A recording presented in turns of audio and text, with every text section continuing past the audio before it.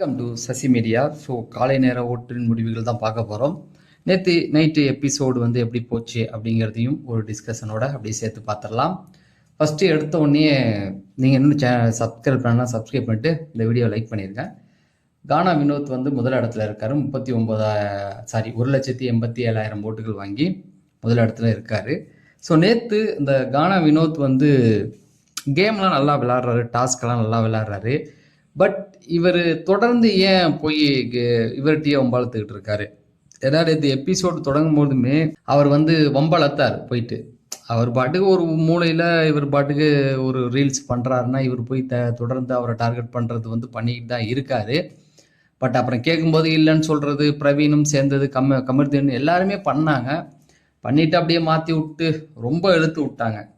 ஆனால் என்னன்னா, அவரை விட்டு நீ பாட்டுக்கு நீ போய் ஒரு டாஸ்க் விளாடலாமே, ஏன் போய் மெயினாக ஃபோக்கஸ் பண்ணி அவன் அதாவது பீம்புக்குன்னு தான் அவர் பண்ணும்போது நீங்கள் பண்ணாமல் இருந்தது, அப்புறம் பிடிச்சி அவரை தள்ளி விட்டது எல்லாமே தப்பு தான்.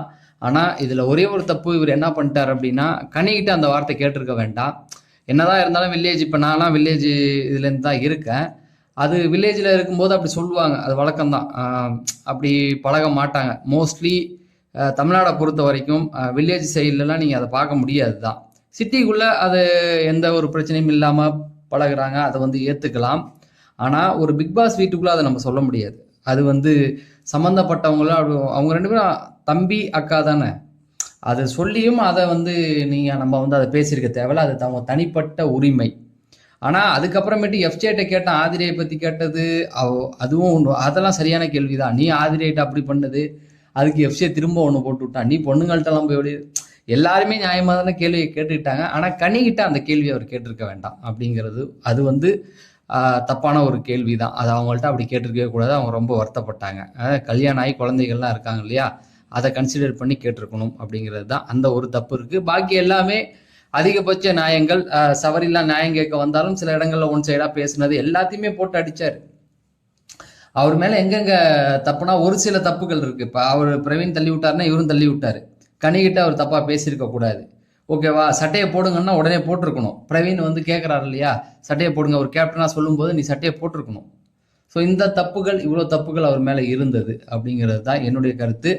அதில் கனி ரொம்ப மன ரீதியாக கஷ்டப்பட்டாங்க. அப்புறம் திரும்ப போய் பார்வதிகிட்ட வம்பழுத்துக்கிட்டு இருந்தாங்க. ஓகே, இதில் கானா வினோத் மேலே தான் நிறைய தப்புகள் இருக்குது. அவர் வந்து தொடர்ந்து போய் அவரை டார்கெட் பண்ணி அவர் சண்டை போடுறாரு, நீ அவர் பக்கமே போகாமல் இருந்துடலாமே அப்படிங்கிறது தான்.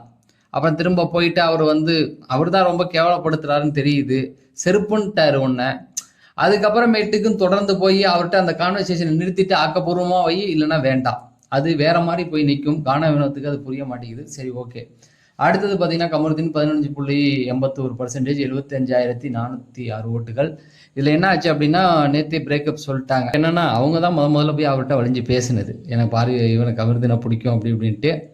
ஜெயில் கான்வர்சேஷன் வெளியில் வந்துடுச்சு, விஜய் சேதுபதி கேட்டுட்டாரு, அது ஓப்பனாக பேசிட்டாருன்னா அது பயந்துடுச்சு பார்வதி, அவ்வளோதான். அதுக்கு ரெண்டும் அசிங்கமாக பேசினாலாம் வெளில வராதுன்னு நினச்சாங்க, அது வந்துடுச்சு. அதுக்கப்புறமேட்டுக்கு இனிமேல் இருந்தால் நல்லா இருக்காது. அவனுடைய பார்வையும் கொஞ்சம் ஏங்குமுங்க தான் போகுது, ஒரு மாதிரி பண்ணிக்கிட்டு தான் இருக்கான் தலைவன். அதனால கொஞ்சம் பிரேக் வர்றது நல்லது தான், ரெண்டு பேருக்குமே நல்லது தான். வீடு வந்து சுடுகாடாக மாறிடுது. இதுங்க ரெண்டு நின்றுச்சுன்னா வேற மாதிரி. இன்னைக்கு கமருதீன் ஏன் வரலன்னா, பார்வதியும் இவங்க ரெண்டு பேரும் பிரிஞ்சுட்டாங்க, கண்டென்ட் இல்லை. அதனால அதை இவ்வளோ நாள் இவர் கூட இருந்தார், கமருதீன் கூட இருந்தார், அது தைரியமாக சண்டை போட்டுட்டு இருந்துச்சு, அவ்வளோதான். அதனால இனிமேல் கண்டென்ட் இந்த வாரம் ஃபுல்லாக இவரை வச்சு தான் பண்ணுவாங்க, அதனால தெரிஞ்சு போச்சு. அடுத்தது இவன் அவ்வளோதான். இப்போ திரும்ப அரோரா, என்ன ஒரு இது போ அப்படின்னு தான் இருந்தது. அடுத்த இடத்துல அரோரா 15.39, 73,416. எனக்கு உண்மையாகவே கமருதீன் மேலே இருக்கிறதோ, கானா வினோத் இருக்கிறதோ, பார்வதி இருக்கிறதோ, கலையரசன் இவங்களெல்லாம் இருக்கிறதுல எந்த வருத்தமும் இல்லை. ஆனால் இந்த மிச்சர்லாம் இருக்கிறது தான் எனக்கு ரொம்ப வருத்தமாக இருக்குது. ஒன்று, கேம் விளாண்டுட்டு முன்னாடி இது, பட் இவங்கெல்லாம் முன்னிலையில் இருக்கும்போது அப்போ கேம் விளாண்டு அடிபட்டு உதப்படுறாங்களே, அவனுங்கெல்லாம் என்ன வருது? திடீர்னு ஓட்ட தூக்கி போடுறாங்க. சரி, ஆனால் இன்னைக்கு ஒரு அட்வைஸ் கமருதீன் கொடுத்தாங்க, நீ இப்படியே இரு, கொஞ்சம் வார்த்தையில் கவனமாக இரு அப்படிங்கிற மாதிரி சொன்னாங்க. அதோட வேற எதுவுமே பெருசாக அவங்கள பார்க்க முடியறதில்ல. ஒரு கேமில் இவ்வளோ நாள் ஆதிரையை போன வாரம் வச்சுட்டு இவங்களை அனுப்பலாம், ஆதிரை திரும்ப வர மாதிரி சொல்கிறாங்க, அதுக்கு எதுக்குடா 10 மூட்டை குடோன்லேயே இருக்கலாமேன்ற மாதிரி இருந்தது. அடுத்தது பார்த்தீங்கன்னா பார்வதி 15.12, 72,091. மேபி நாளைக்கு அவங்களுக்கு ஓட்டுகள் ஏறுறதுக்கு வாய்ப்புகள் இருக்கு. ஏன்னா சைலண்ட் ஆயிட்டாங்க. சைலண்ட் ஆகும்போது இப்பைக்கு கானாவினத்துடைய ஓட்டுகள் எல்லாமே வந்து பார்த்தீங்கன்னா திவாகரா தான் ஏறுனுச்சு. அதை வந்து ஒத்துக்கணும். எப்படி கானாவினத்துக்கு ஓட்டுகள் அப்படின்னும் பொழுது அந்த மெய்யழகன் காம்போ தான். அது இல்லாமலாம் இவருக்கு ஓட்டு கிடையாது. அதை புரிஞ்சுக்கணும் நம்ம. பட் நாளைக்கு பார்ப்போம் பொறுத்திருந்து எந்த மாதிரி விளைவுகள் வருது அப்படின்னு. ஏன்னா நாளைக்கு தானே கடைசி டே. அதில் நிறைய மாற்றங்கள் வர்றதுக்கு வாய்ப்பு இருக்குது. பார்வதிக்கும் ஓட்டு வரலனாலும் கவலை இல்லை. ஏன்னா அவங்க வெளியில் எடுத்துட்டாங்கன்னா இந்த ஷோவோட மொத்தமே முடிஞ்சு போச்சுன்னு அர்த்தம். நாளையோடய முடிஞ்சிருச்சு. இந்த வாரம் அவங்க போனாங்கன்னா நாளையோடய அவங்க கேம் மொத்தமும் பிக் பாஸ் எழுத்து முட்டு போக வேண்டியதுதான். ஒரு ஆளை நம்பி ஷோ நடத்திக்கிட்டு இருக்காங்க. இதில் அவனுங்க வெக்கப்பட்டு தான் ஆகணும். இத்தனை பேருக்கு என்ட்ரி வச்சாங்கல்ல, சவரிட்டிலாம் போய் கேட்கலாம்ல. ஆடியன்ஸ்லாம் இப்போ வினயா வியானா எல்லாத்தையும் கேட்குறாங்க அவங்க எங்கள் ஃபேவரெட் அப்படின்னு. எல்லாம் உட்காந்து மூஞ்சில மாஸ்கை போட்டுட்டு அமைதியாக உட்காந்துருந்தா போதுமா? சொல்லுங்க. இதுக்கு தான் என்ட்ரிக்கு எடுத்தீங்களா? இந்த திவாகர் இருக்கணும், இல்லைன்னா பார்வதி இருக்கணும்.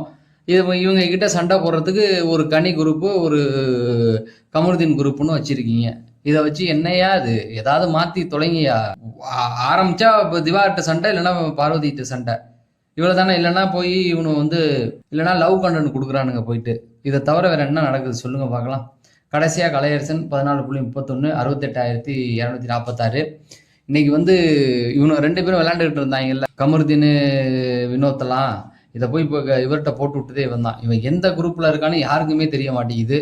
ஸோ இந்த வாரம் கன்ஃபார்ம் பொங்கல் தான் தம்பிக்கு. போயிட்டு வந்துருங்க. ஏன்னா மக்களால் தாங்கிக்க முடியல. ஏன்னா ஒரு குறிப்பிட்ட ரேஞ்சு வந்து பொறுக்கலாம், ஓகேங்களா? சும்மா வந்து உட்காந்துக்கிட்டு கோழி மூட்டி விடுற வேலை அவர் தான் தோண்டி விட்டது. திவாகர் பாட்டுக்கு அமைதியாக இருந்தாலும் அவர்கிட்ட போய் இவனுங்கெல்லாம் உன்னை கிண்டல் பண்ணுறாங்கன்னு சொல்லி விட்டு, அந்த ஆள் நல்லா இருந்தவன் திடீர்னு சண்டைக்கு போய் சட்டையை எல்லாம் கைட்டிக்கிட்டு. திவாகரை பொறுத்த வரைக்கும் ஒரு பிரச்சனையை ஒரு விஷயத்த புரிஞ்சுக்கிட்டாருன்னா அதுலேருந்து அவரை மாற்ற பின்வாங்க வைக்க முடியல.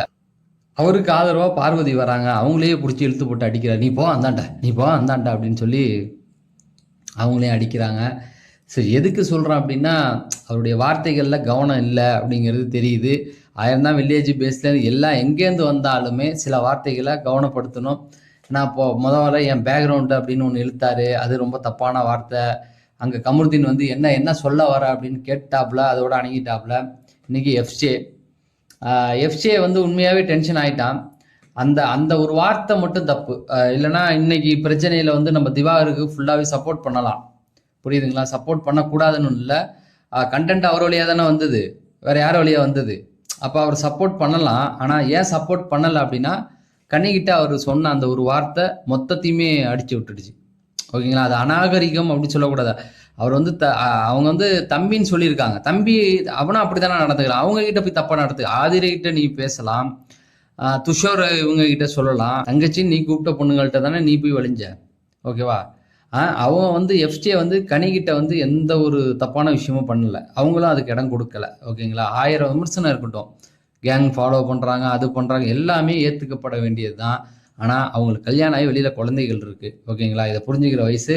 அதுங்க அங்கே பார்க்கும்பொழுது எவ்வளோ மனவேதனை ஆகும், புரியுதா? அது வந்து ரொம்ப ரொம்ப கண்டிக்கப்பட வேண்டிய விஷயம். விஜய் சேதுபதி அவருக்கு வந்து கண்டிப்பாக கொடுக்கணும். ஒரு எல்லை காடாவது தூக்கி காட்டுங்க சார். கையில் வச்சிருக்கீங்க, அதை காட்டுறதுல உங்களுக்கு என்ன தப்பு இருக்குது? உனக்கு வார்த்தையை தாறுமாறா விடுறானுங்க. எவனையும் கண்டிக்காதனால தான் இந்த மாதிரி ஏட்டி கூட்டி வார்த்தையை விடுறாங்க.